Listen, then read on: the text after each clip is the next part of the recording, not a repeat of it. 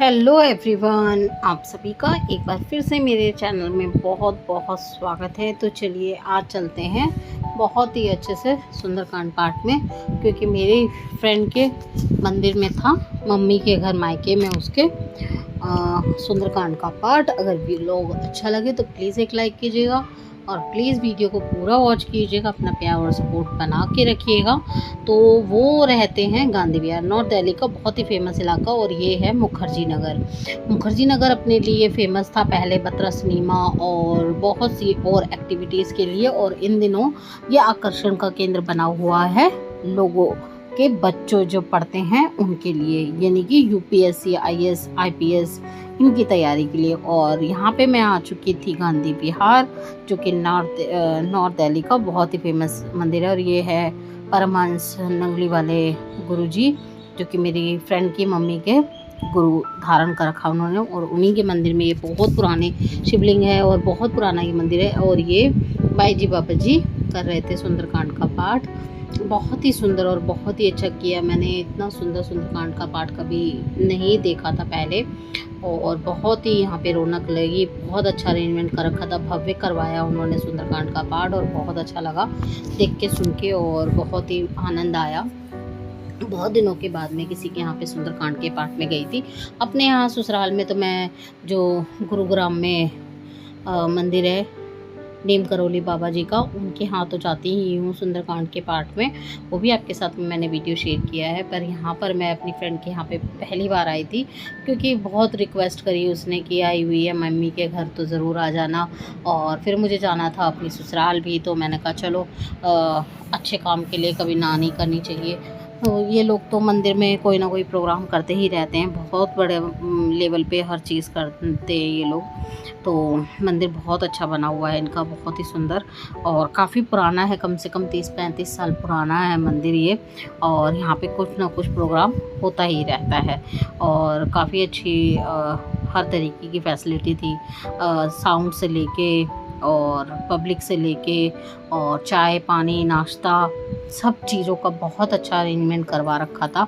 और यही जो ब्लू सूट में है ये है मेरी फ्रेंड की मम्मी। तो बहुत ही आनंद आया, और बहुत अच्छे लोग भजनों पे नाचे, बहुत आनंद लिया सभी ने, और अच्छी तरीके से सबने बहुत एंजॉय किया। आनंद ही आ गया बहुत ज़्यादा, और इतना अच्छा लगा देख के, बहुत ही सुंदर, बहुत ही भव्य ये जो करवा रखा था सुंदरकांड का पाठ। और इतने आनंद में लोग नाचे बहुत ही, और सबने बहुत सपोर्ट करा, क्योंकि बहुत पुराना मंदिर है। जब ये कॉलोनी बनी थी तो इवन हमारा भी घर यहीं पे था, जब हम लोग छोटे हुआ करते थे तो हमारा घर यहीं था। लेकिन कुछ फादर के, पापा जी के कुछ बिजनेस में लॉस होने के बाद में हमने मकान बेच दिया यहाँ से, और फिर मैं आ गई थी अपनी, जो मेरी फ्रेंड है बचपन की, यानी कि मेरी सिस्टर बनी हुई है, उसकी भी बहन नहीं है, मेरी भी बहन नहीं है। मेरी एक बहन थी पर उसकी डेथ हो गई, और मैं आ गई थी उसके घर, वो रोहिणी में रहती है। और फिर मैं यहाँ पे थोड़ी देर रुक के गई थी, क्योंकि मुझे जाना था ससुराल भी, और ससुराल के लिए निकलने के लिए वो बहुत दिनों से रिक्वेस्ट कर रही थी कि आ जा एक बार घर पे मिल के जाना। तो मैंने कहा चलो कोई बात नहीं, और बहुत प्यार करती है, बहुत इतना प्यार शायद अपने भी नहीं करते जितना कि एक क्या कह सकते हैं, एक दूसरी कास्ट का होकर, और एक दूसरे के बेटी को इतना प्यार कोई करे, कि मतलब मेरे को अपने मम्मी पापा की भी ये बहुत कम याद आती है। मैं ज़्यादातर उन्हीं से बात शेयर कर लेती हूँ। और ये आई थी आंधी तूफान, तो उसमें बहुत से पुराने पेड़ उनके यहाँ पे रोहिणी में टूट गए, और ये था रोहिणी सेक्टर 18।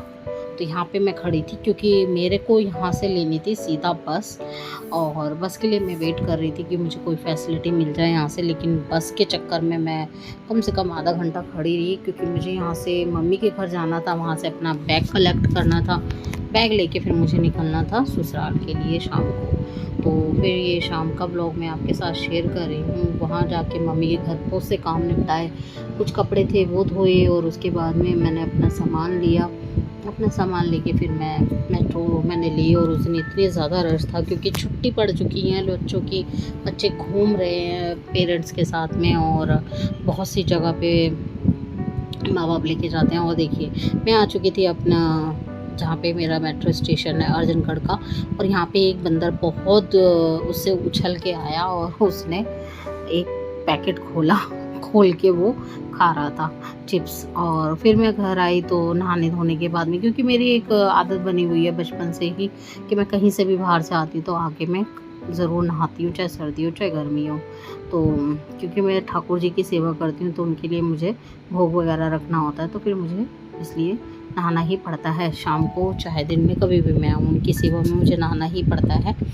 और यहाँ पे मैंने फिर हस्बैंड कहने लगे कि संडे का दिन था, मैंने कहा कि क्या बनाऊँ, तो उन्होंने कहा कि कुछ भी बना लो। तो मैंने कहा चलो क्या बना लेते, तो उन्होंने सजेस्ट करा कि सोयाबीन के चावल बना लो। तो मैंने सोयाबीन एक कटोरी जितना ले लिए थे, आलू कट कर लिए थे और सभी चीज़ों को अच्छे से धो के, और सोयाबीन तो अच्छे से भिगो ही दी थी। और भिगो के 10 मिनट में जब तक मैंने और प्रिपरेशन करी, आलू प्याज वगैरह काटे, तब तक सोयाबीन भीग गई थी।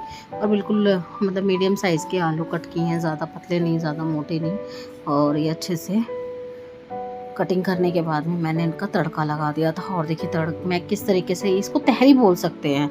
और इसमें मैंने थोड़ा सा डाला था कुकिंग ऑयल, और फिर उसके बाद में मैंने इसमें डाल दिए थे एक तेज पत्ता, कुछ खड़े मसाले डाले थे, लौंग, काली मिर्च, बड़ी इलायची, छोटी इलायची, दालचीनी का टुकड़ा, सभी चीज़ें डालने के बाद में जीरा डाल दिया था और अच्छे से क्रैकल होने दिया। फिर मैंने इसमें एक डाल दी थी प्याज भी।